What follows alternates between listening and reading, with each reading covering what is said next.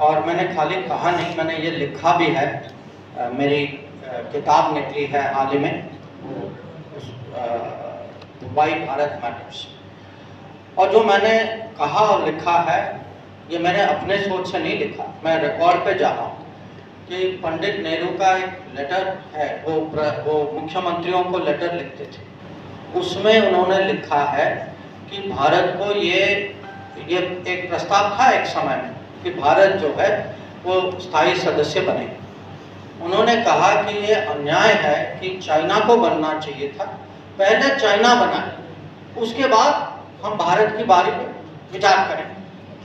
तो मैंने अपना आश्चर्य प्रकट किया कि अगर मैं भारत का प्रधानमंत्री या आज मैं मंत्री होता और मुझे लगता कि भारत का हित है, तो मैं तो भारत का हित सबसे सामने रखूंगा।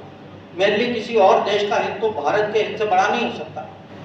तो मैंने इस पर आश्चर्य प्रकट किया। पर अभी जो है, अभी मुझे लगता है कि दुनिया आज खासकर यूएन में ये चर्चा हो रही है कि भारत अब इकोनॉमी में 5वें नंबर में है, तीसरे में पहुंच जाएगा, आबादी में सबसे बड़ा देश है, और हमारी छवि, हमारी प्रतिष्ठा, हमारी ताकतें जो हैं दुनिया पहचानती है। तो आज यूएन में ये भावना बन चुकी है कि यूएन में बदलावट आना चाहिए। सिक्योरिटी काउंसिल जितने उसके सदस्य जो हैं उस और ज़्यादा सदस्य होने चाहिए, पर एग्जैक्टली किस तरीके से करें इस पे अभी विवाद है, इस पे बहस हो रही है। अलग अलग देश जो है अपना मत यूएन के सामने रख रहे हैं। ये प्रक्रिया जारी है, हमें आगे देखना है कि हम इसको। सर नमस्कार। एक तो इसके अलावा कुछ मंत्रालय से कुछ डॉक्यूमेंट निकले जिसने ये साबित किया। हम पब्लिक को समझाना चाहते हैं कि आजकल जो तमिलनाडु में जो डीएमके कहती है कि हमारा कुछ लेना देना नहीं था, हमारा कुछ पता ही नहीं था कि हो क्या रहा है, और हम जो हैं पूरी जिम्मेदारी जो है केंद्र सरकार पे डालते हैं। हम जो है इसको एक्सपोज कर रहे हैं कि शुरू से डीएमके इसमें शामिल था। कमरे के अंदर बात हो रही थी, कमरे में समझौता भी हुआ। उस समय के डीएमके के नेता जो मुख्यमंत्री जो थे वो माने कि जो अंत में जो एग्रीमेंट जो हुई थी। तो एक तो देश की पब्लिक और तमिलनाडु की पब्लिक जो है उनको जानना चाहिए कि ऐसी पार्टियां हैं जो संसद में कुछ कहती हैं पर कमरे के अंदर कुछ और डिसाइड करती हैं, तो इनका डबल स्पीक। दूसरी बात है कि जो कांग्रेस पार्टी जो है, देखिए कांग्रेस पार्टी, आप इसकी बात कर रहे हैं, मैं आपको याद दिलाऊंगा कि पंडित नेहरू ने कहा कि भाई अक्षय चिन्ह क्या है, अक्षय चिन्ह में कोई रहता नहीं, अक्षय चिन्ह में कुछ उगता भी नहीं। तो ये देखिए भारत के जमीन के बारे में जो सोच जो है उनका हर समय, ये अभी की बात नहीं है, और इस विषय खाली एक द्वीप की बात नहीं। अगर 38,000 किलोमीटर अक्षय चिन्ह और बाकी क्षेत्रों में चीन ने कब्जा किया और हमने उसकी तैयारी नहीं की, 62 के बाद भी तैयारी नहीं की, तो जमीन के बारे में उनके मन में कहीं ये आश्चर्य की बात है कि भारत के जमीन के बारे में उनका कोई जुड़ाव नहीं। तो हमारे लिए जो है अपनी बात रखने में भी आसानी है, और अगर हमें कुछ जमीन में कुछ करना है उसमें भी हमारे लिए इसमें कोई दुविधा नहीं। हमें पता है कि हमें 100% बैकिंग मिलता है, कुछ भी हम काम करें। तो नहीं, ऐसा था उस समय की क्लैरिटी नहीं थी। मैं आपको उदाहरण दे रहा हूँ। अब 26 मुंबई वो 26/11 देखिए, 26 देखिए वही सिस्टम था ना, आतंकवाद भी वही था, जहाँ से आतंकवाद का जो क्रॉस बॉर्डर वही देश था, किया वही लोग, पर आप मुंबई और पूरी बालाकोट का फर्क देखिए। तो क्या होता है कि जब लीडर होता है, लीडर की कोई अपनी कन्विक्शन होती है, कुछ विजन होता है, और उनका आत्मविश्वास जो है वो पूरे सिस्टम में फैलता है, तो वही सिस्टम जो है उसकी परफॉर्मेंस बढ़ जाती हो। और ये मैं आपको कह सकता हूँ, मुझे 47 साल हो सरकार, तो मैंने बहुत प्रधानमंत्री देखे, बहुत सारे शासनों को देखे, पर ये मैं आपको कह सकता हूँ कि पिछले 10 साल में, और मैं तो विदेश नीति की बात करूँ, अगर आप बाकी अलग मंत्रालय में जाएं, अलग मुद्दों में जाएं, आप गवर्नेंस में देखिए, आप जो राशन मिले या जो पब्लिक को कोई भी बेनिफिट, आवास, घर मिले, बिजली मिले, ये नहीं, जल जीवन मिशन अगर आज हो रहा है, 15 साल पहले क्यों नहीं हो सकता था? अगर आवास योजना में लोगों को घर मिल रहा है, अभी क्यों हो? माने ये नहीं कि कहीं ऐसा कुछ देश बदल गया। ये है कि जब सुशासन होता है, जब लीडरशिप होती है, जब कमिटमेंट होता है, जब पब्लिक के बारे में कुछ वो कनेक्ट होता है, तो आप ये परिणाम देखें। नमस्कार कर रहा है,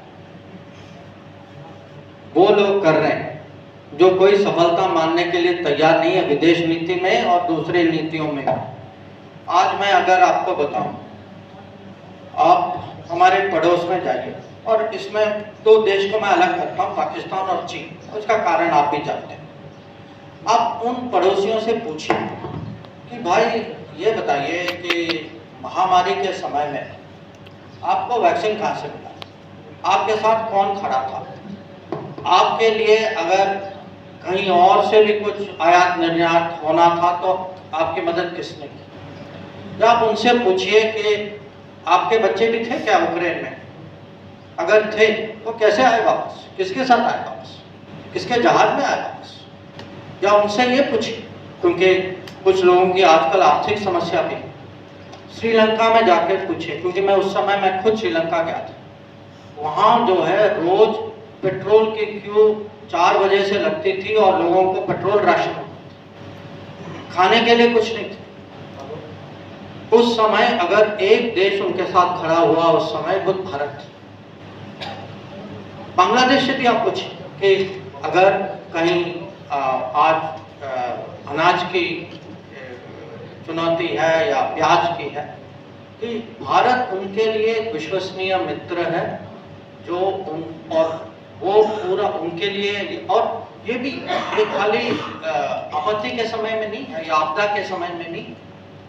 वो देखते हैं आज कि भारत से आजकल बिजली का व्यापार हो रहा है, कि अगर आप खुद हमारा बाकी चीज़ों का व्यापार देखें, वो भी बढ़ रहा है, आना जाना, टूरिज्म बढ़ रही है।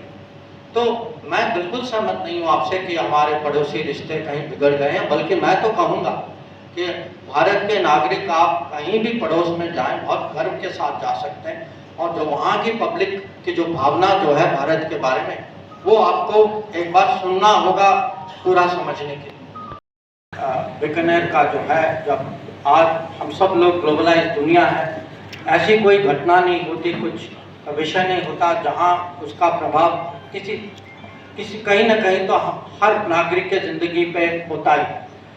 जब हम यूक्रेन की बात करते हैं, अगर आज पेट्रोल की कीमत कम है, वो इसीलिए है कि हम लोगों में हिम्मत थी कि हम रूस से तेल लें।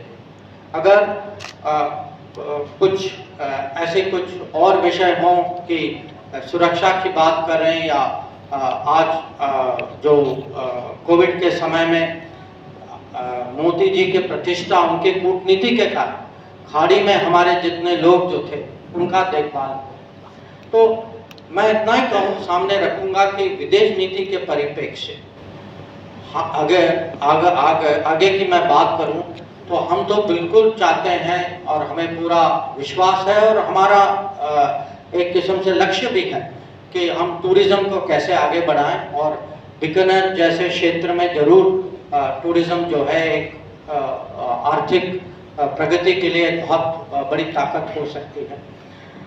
दूसरा कि हर कोने, भारत के हर कोने से कहीं ना कहीं कुछ न कुछ चीज़ें एक्सपोर्ट हो रही, और बीकानेर की पहचान बन चुकी है। बीकानेर की भुजिया हो, या बीकानेर की मीनाकारी खाम हो, या बीकानेर से क्ले का एक्सपोर्ट होता है, बीकानेर के कारपेट कारपेट यार्ड्स जो हैं, हम संसद सदस्य हैं, हमें पता है कि अपना कारपेट जो है नए संसद में वो भी यहीं बीकानेर का ही बना हुआ था।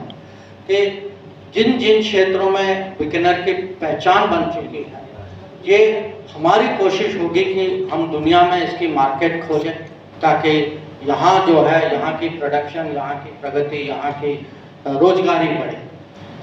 फिर ये भी है कि इसके अलावा मैं जानता हूँ कि पिछले सालों में इजराइल, क्योंकि यहाँ कुछ लोगों का इजराइल के साथ संबंध थे, उसके कारण मेरे ख्याल से ऑलिव प्रोडक्शन, जैतून जो है अब आज बीकानेर एक किस्म से फेमस हो चुका है कि बीकानेरी भुजिया तो है, पर अभी बीकानेरी जैतून भी अपना पहचान बना रहा है। तो दुनिया में आज बहुत अवसर हैं, चुनौतियां तो होती रहती हैं, पर यहाँ से जब संसद सदस्य मोदी जी के हाथ को मजबूत कर सकता है, भारत में ऐसी हम सरकार बनाएं जो हमें पूरे विकसित भारत की तरफ ले जाए, तो हमें अपेक्षा है कि यहाँ के वोटर जो हैं, यहाँ के पब्लिक जो है अर्जुन राम जी का पूरा समर्थन करेंगे, भाजपा का करेंगे।